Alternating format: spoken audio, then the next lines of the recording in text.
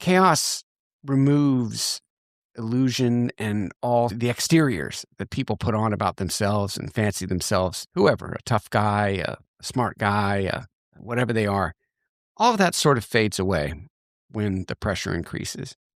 And I think that's really the takeaway and the lesson here is it can feel dangerous, but if you can just embrace it and understand that nothing in this job is going to define you for life.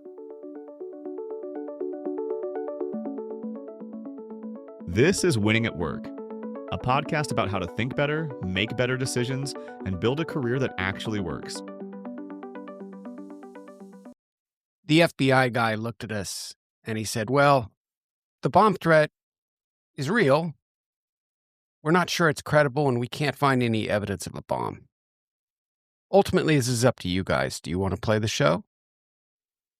We were in Boston, probably day 20 of a 70-day tour, and the room froze. We didn't have a choice.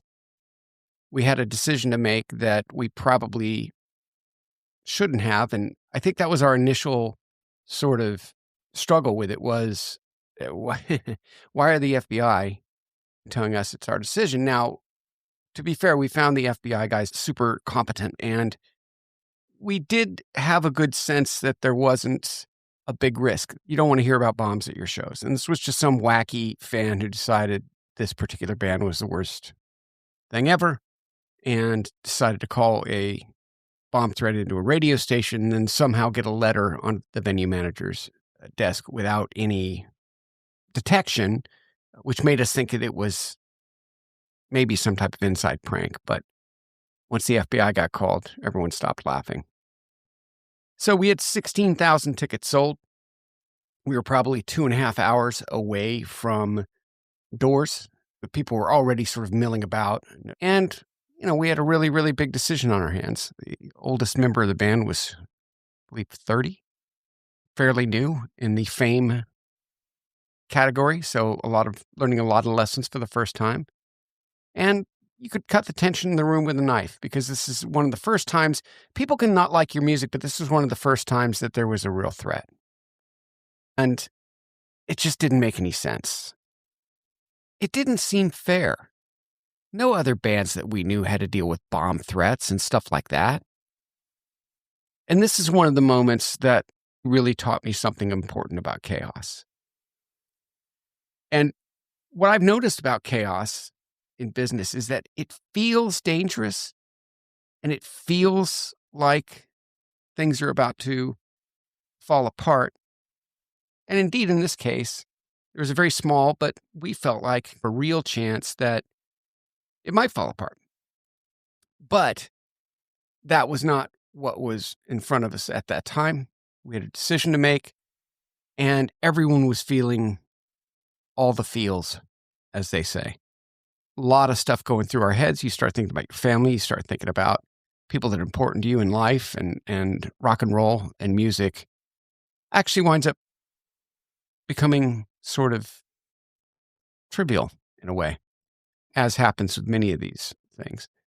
But in that moment where everybody is faced with this situation, it teaches you so much. It teaches you about people. There's a saying, sports doesn't build character, it reveals character. And I think the same thing happens with chaos in business. When things get super chaotic and the tensions are really high, you really, really learn who people are. Now, you can take advantage of that. And at least I did in that particular moment.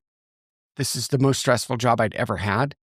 It will be the hardest job I will ever have, which there's some comfort in that. But chaos reveals who can function under pressure. And it also creates tremendous opportunities for those who can perform under pressure. It exposes, what's really important to people. And that's not necessarily to be judged per se. But I think in this case, it was very crystallizing to everyone in that moment that this was not a moment where we were going to let some rando jerk with a telephone and some way to get a note onto somebody's desk to win. Couldn't let it happen. And I think ultimately that was the lesson here was we had the ability to fold. And there would have been I think we could have made a very, very valid sort of reasoning for folding and just give up and go on to the next city. But we didn't. And some people were definitely in favor of canceling. Some people left. Some of the venue people actually left because it just wasn't worth it to them. And I understood that. I didn't really have a problem with that.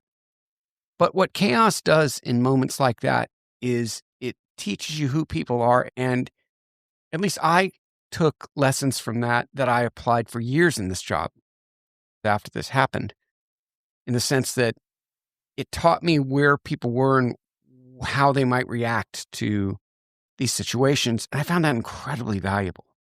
Chaos removes illusion and all the exteriors that people put on about themselves and fancy themselves, whoever, a tough guy, a smart guy, whatever they are. All of that sort of fades away when the pressure increases.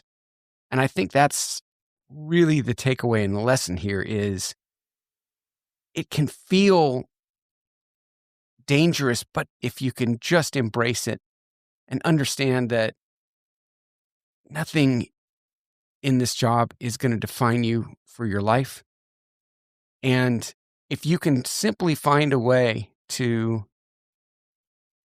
just get through it, if you can find a way to figure out where other people are at, you can use a tremendous amount to your advantage. I think that's the most interesting thing about situations like that.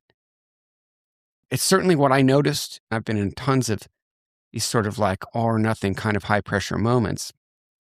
And I've applied lessons. This was the first time I'd ever encountered anything like this. I was 27. And it really helped me for years, for decades, really, after that. Just kind of say, okay, listen, just keep your head about you. Be the calm in the middle of the storm. Notice how other people react and then file that away for the future. So let's extrapolate that forward to a big company, corporate sort of version. I was at a company with something, I think like, 5,000 or 6,000 employees. And there was a constant reorg. You'd start talking about the reorg, meaning of people getting fired and the departments being redistributed. You'd start talking about the next reorg before the last one was even over. And so there was a constant sense of unease. And some people dealt with that really well, and other people didn't. Suddenly, out of nowhere, when you've had a robust budget for years and years and years, and the company's not doing as well, the budget gets frozen, people react. And if you know how people react because you've watched it in prior situations, you can certainly take advantage of that when these moments arise. When the company decides to make a major strategy pivot, look, people just want their routine, right? So when something upsets that routine, some people handle it better than others. A lot of people just want their Starbucks with 2 pumps because they're not getting any pumps at home. And when things upset that, it really creates a lot of opportunity, I think. And I certainly embrace that opportunity. And I hope this helps people listening in how to embrace that opportunity. Power shifts a lot in moments like this because you find out who can handle it and who can't. And the people that might be the most senior person in the room, if they're folding, if they're collapsing in front of your eyes, they know it, you know it, and everyone in the room knows it. And there's real opportunity there. Not saying you should necessarily be a brutal assassin in these moments, but at the same time, file that away. Everyone else notice. I certainly use that to my advantage. In corporate life, often chaos doesn't look like these big red sirens. It looks like calendar invites. Suddenly you have a bunch of calendar invites. Why? Because things are changing. People are unsure. They want to communicate. They want to know. They want information, especially if you're in a more senior role. But power shows everyone in the room who people are.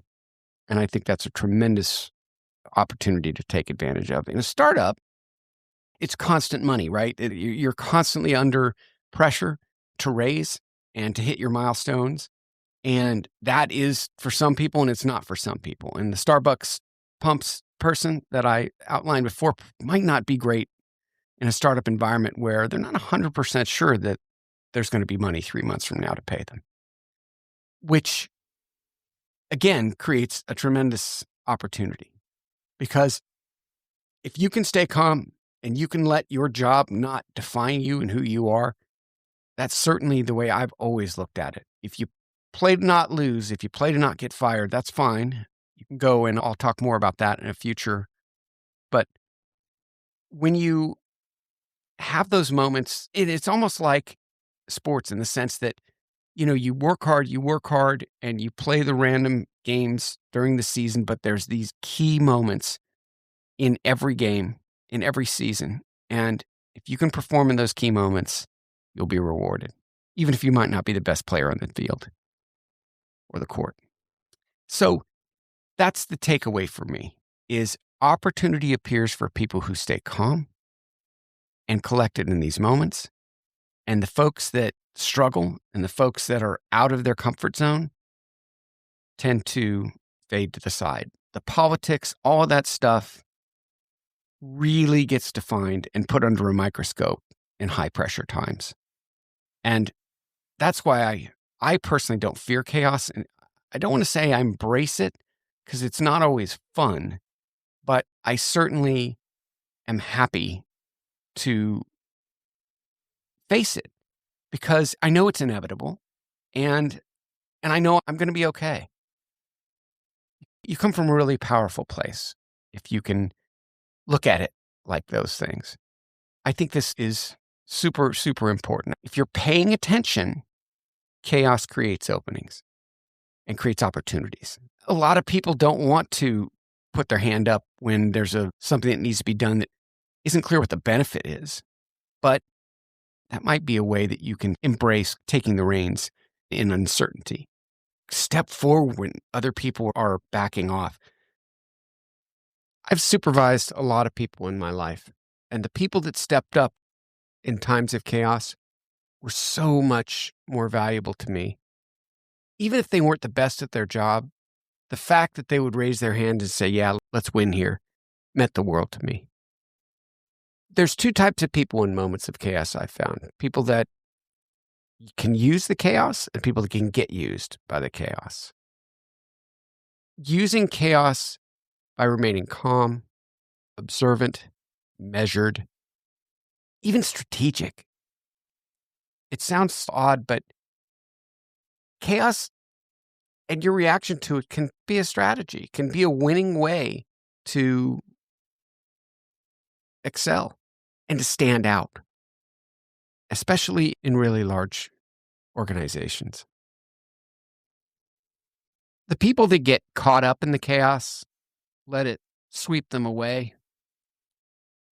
They react emotionally, or they live in the drama. A lot of people just love the drama, and all they want to talk about is the drama. That doesn't get anything done, and something, for me anyway, personally, something I personally just hate. I had a couple people like that just always wanted to talk about the drama and basically just talk about people. But they react emotionally. They think short term. They're super defensive. These are the people that get swept away by the chaos, and the people that, to me, as a manager, always felt less. In business, chaos will show up whether you invite it or not. The people that can use chaos win. The people who get washed up in the chaos spin. If you want the deeper version of these ideas, I write a weekly newsletter called Winning at Work. You can find it in the show notes. Follow Winning at Work on Apple Podcasts, Spotify, and everywhere else you listen, and find us at winningatwork.io and across all socials.